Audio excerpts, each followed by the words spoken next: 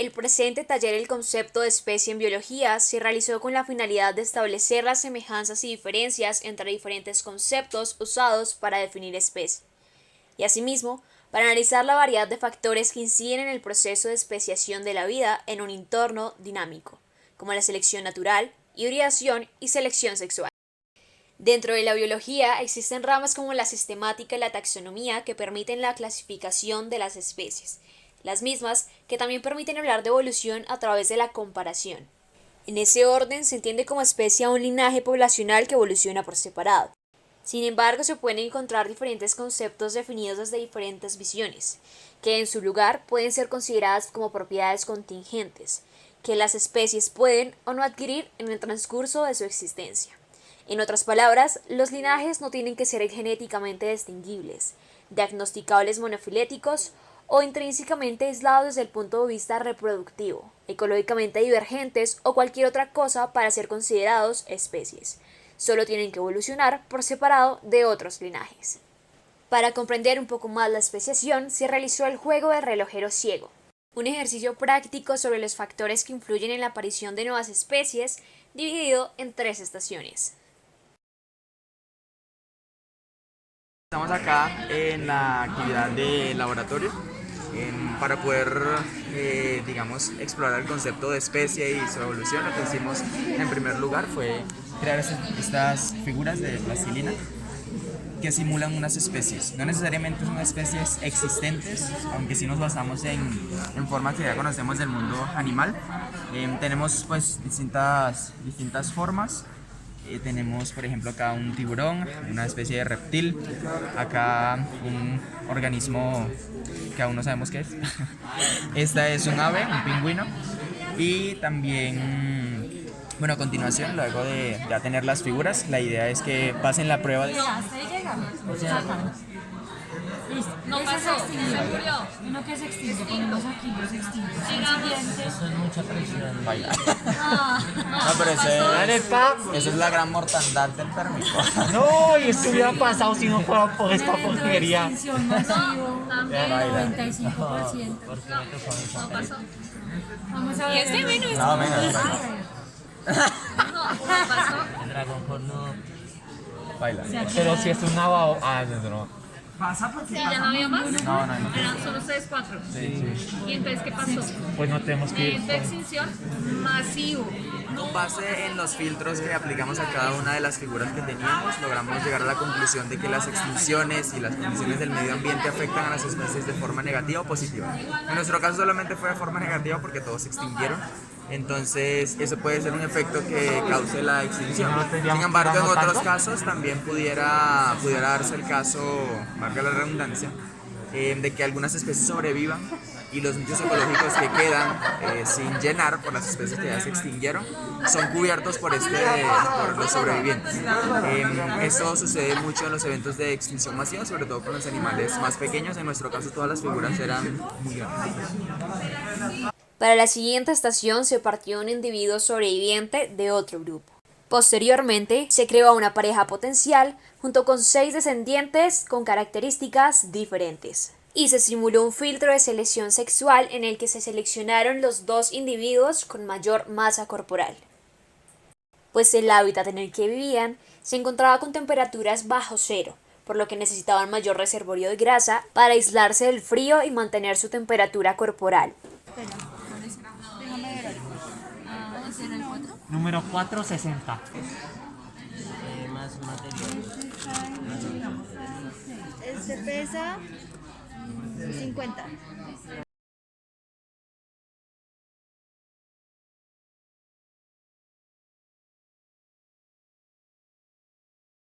Bueno, las mutaciones pueden afectar a una población ya sea de manera positiva, negativa o simplemente no afectar, ya que se dan al azar. Mientras que la selección sexual puede afectar en cuanto a que la hembra se siente atraída por el mejor adaptado o simplemente por características visuales o otras características que le llamen la atención del macho. Estas dos condiciones que influyen en la población la afectan de tal manera que sobreviven o los mejores adaptados o los que tienen ciertas características. Entonces hace que los fenotipos varíen de generación en generación hasta incluso crear dos especies diferentes. En la tercera estación se genera un proceso de hibridación, en el que se mezcló un individuo de un color con uno de diferente color con características diferentes entre ambos.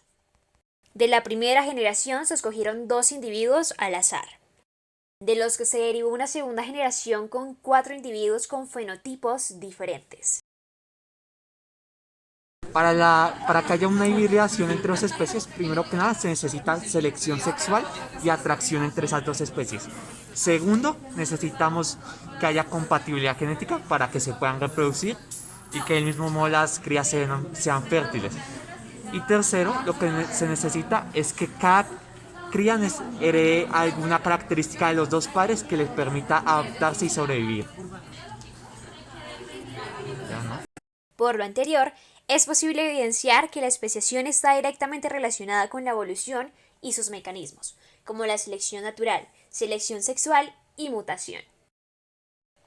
La evolución no requiere ningún ente racional que la direccione, pues al interior de cualquier especie, cada individuo posee determinadas características y aptitudes diferentes. Como ejemplo, existe una directa relación entre los organismos y el medio que los rodea, en la que el ambiente impone las condiciones de vida de las especies, determina sus adaptaciones y permite la supervivencia del que posea las mejores habilidades y capacidad de reacción.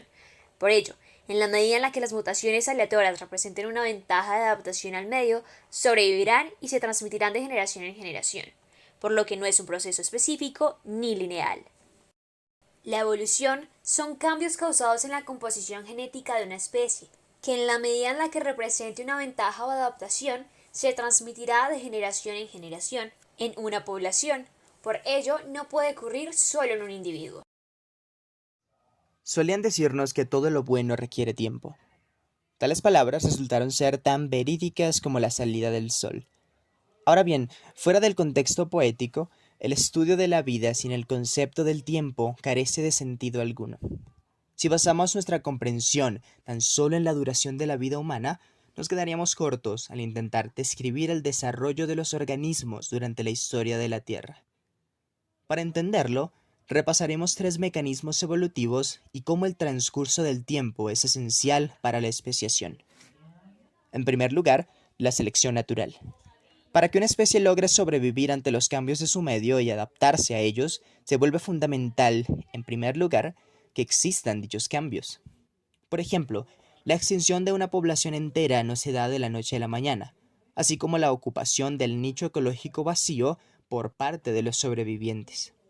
Aún tras existir las condiciones ambientales correctas para que una nueva especie surja, tal especie debe adaptarse, lo cual no se limita a un solo individuo, sino a la totalidad de su población. En relación a ello, encontramos la selección sexual. No todas las poblaciones cuentan con las características necesarias para producir una descendencia fértil y además innovadora en cuanto a sus aspectos morfológicos y fisiológicos.